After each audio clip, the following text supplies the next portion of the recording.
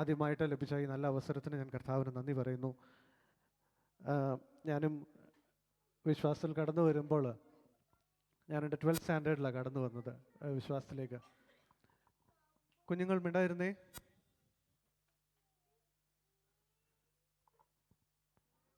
വന്നതിന് ശേഷം എനിക്ക് തോന്നുന്നു എനിക്ക് ആദ്യമായി ലഭിച്ച ഒരു ഒരു ഒരു സ്ഥാനം എന്ന് പറയുന്നത് PYP. അവിടെ നമ്മുടെ ചർച്ചഫോർഡിൻ്റെ YPF-ൻ്റെ സെക്രട്ടറി ആയിട്ട് ചില നാളുകൾ എനിക്ക് തോന്നുന്നു ഞാൻ 12th കഴിഞ്ഞ് ഡിഗ്രി പഠിക്കുന്ന സമയം മാത്രം YPF-ൻ്റെ സെക്രട്ടറി ആയിട്ട് നിൽപ്പാനിടയായി. ഞാൻ പറയായിരുന്നു, ആദ്യമായിട്ടൊരു സ്റ്റേജ് ലഭിച്ചപ്പോൾ ഞാനിന്ന് ആലില പോലെ വിറയ്ക്കുന്ന ഒരു അനുഭവം ഉണ്ടായി. തുടർന്ന് സ്റ്റേജുകളിലൊക്കെ നിൽപ്പാൻ ദൈവം നമ്മളെ എക്യുപ്പ് ചെയ്തത് ഇങ്ങനത്തെ ചെറിയ ചെറിയ അവസരങ്ങൾക്ക് ലഭിച്ചതുകൊണ്ടാണ്. ഞാൻ കർത്താവിന് നന്ദി പറയുന്നു.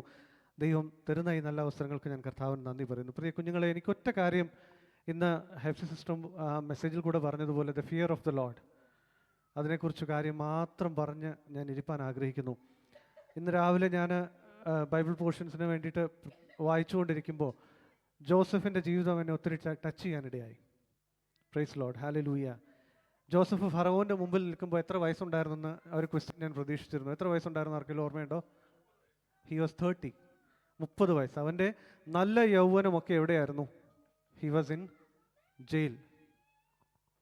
ഹി വാസ് ഇൻ ജയിൽ അല്ലേ? നമ്മുടെ നല്ല യൗവനങ്ങളൊക്കെ നഷ്ടപ്പെട്ട ഒരാളാണ് ആര്? ജോസഫ്. നമ്മൾക്ക് നല്ല യൗവനങ്ങൾ ദൈവം തന്നിട്ടുണ്ടല്ലേ? ദൈവത്തിന് വേണ്ടി അധികം പ്രയോജനപ്പെടുവാൻ ദൈവം നമ്മളെ ഉപയോഗിക്കട്ടെ. Price Lord, hallelujah. ഇന്ന് ഹെഫ്സി സിസ്റ്റർ പറഞ്ഞായിരുന്നു ആ കാര്യം, the fear of the Lord. പാപം ചെയ്യാനൊരു അവസരം ലഭിച്ചിട്ട് കർത്താവിന് വേണ്ടി ബോൾഡായിട്ട് ഒരു തീരുമാനമെടുത്ത് നിൽപ്പാൻ ആ കുഞ്ഞിന് അല്ലെങ്കിൽ ജോസഫിന് ഇടയായി അല്ലേ? ഗോഡ് ഈസ് വാച്ചിങ് അസ് എന്നുള്ളൊരു തോന്നൽ അവന് ഉണ്ടായിരുന്നു. What happened after that? ഒന്നുമില്ലായിരുന്നു അല്ലേ? ജയിലിൻ്റെ ഉള്ളിൽ താമസിക്കുന്ന അവസരത്തിലും ഞാൻ ആ വാക്യം വായിച്ചപ്പോൾ ദൈവത്തിനെ സ്തുതിപ്പാനിടയായി. ഫറവോനൊരു സ്വപ്നം വന്നു. അതിനു മുമ്പ് അപ്പക്കാരനും പാനപാത്രവാഹകനും ഒക്കെ സ്വപ്നം കണ്ടിട്ടും അവനെ ഓർക്കാതെ മറന്നുപോയ അവസരങ്ങളുണ്ട് അല്ലേ? എന്നാൽ ദൈവം ഫറവോന് സ്വപ്നം കൊടുത്ത് വ്യാഖ്യാനിപ്പാൻ ആരുമില്ലാതെ വന്നപ്പോൾ ഒറ്റ ദിവസം കൊണ്ടാണ് യോസഫിൻ്റെ സ്ഥിതി മാറുന്നത് അല്ലേ? വസ്ത്രം ധരിപ്പിച്ചു, ക്ഷൗരം ചെയ്യിപ്പിച്ചു, അവനെ ഫറവോൻ്റെ സന്നിധിയിൽ കൊണ്ട് നിർത്താനിടയായി. അന്ന് വരെ പൊത്തിഫേറിന് അടിമയായി നിന്നൊരു Joseph, the next day God is changing his life completely from a zero to a second person in Egypt. കിരീടം കൊണ്ട് മാത്രം ഞാൻ ഫറവോനായിരിക്കും, ബാക്കി കാര്യങ്ങളെല്ലാം ചെയ്യുന്നത് അവിടെ ആരെയാ? ജോസഫാ. a split second ഒരു change. what is the reason behind it? he took a bold decision for God. പ്രിയ കുഞ്ഞുങ്ങളെ, നിങ്ങൾക്ക് ലഭിക്കുന്ന അവസരങ്ങൾ കർത്താവിന് വേണ്ടി നിൽപ്പാൻ നിങ്ങൾക്ക് ഇടയാകണം. സൺഡേ സ്കൂൾ കൊണ്ടും YPF കൊണ്ടും നമുക്ക് ലഭിക്കേണ്ടത് ആ ഒരു ബോൾഡ്നെസ്സാണ്. ദാനിയേലിനൊരു ബോൾഡ്നെസ് ലഭിച്ചിരുന്നല്ലേ? രാജാവിൻ്റെ ആഹാരം കൊണ്ടും പാനീയം കൊണ്ടും ഞാൻ നിങ്ങളെ തന്നെ അശുദ്ധരാക്കുകയില്ല. എന്താ പറ്റി? അതിനുശേഷം സിംഹക്കുഴിയിൽ വായ അടച്ച് കർത്താവ് അവരെ പരിപാലിച്ചു. ആ ദേശത്തെങ്ങും ദൈവം മാത്രം ദൈവം എന്നറിയാൻ അവരുടെ ആ ഒരു സാക്ഷ്യം മുഖാന്തരം ഇടയായി. Praise Lord.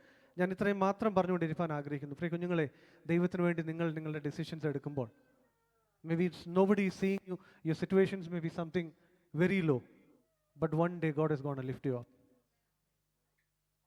and that is like within a second. ഒറ്റ സെക്കൻഡിലായിരിക്കും നിങ്ങളുടെ സ്ഥിതിയെ ദൈവം മാറ്റാൻ പോകുന്നത്. പക്ഷെങ്കിൽ there is something which is behind that is your boldness, your commitment to God, the fear of the Lord. ആ ഒരു കാര്യത്തിൽ എല്ലാവർക്കും ആയിരിക്കാൻ നമുക്കിടയാകട്ടെ. ദൈവം തക്ക സമയത്ത് നമ്മുടെ സാഹചര്യങ്ങളൊന്നും നോക്കണ്ട. don't look at your situations, your circumstances. if you are standing for the God will lift you up in a split second. ഇത്രയും പറഞ്ഞുകൊണ്ട് ഞാൻ എൻ്റെ വാക്കുകൾ നിരപ്പാൻ ആഗ്രഹിക്കുന്നത് പരിപാടികൾ അവതരിപ്പിച്ച എല്ലാ പ്രിയപ്പെട്ടവർക്കും ഏറ്റവും മനോഹരമായ പരിപാടികൾ അവതരിപ്പാൻ ഇടയാക്കി പാർട്ടിസിപ്പേറ്റ് ചെയ്ത എല്ലാവരോടുമുള്ള നന്ദി പ്രത്യേകം അറിയിക്കുന്നു.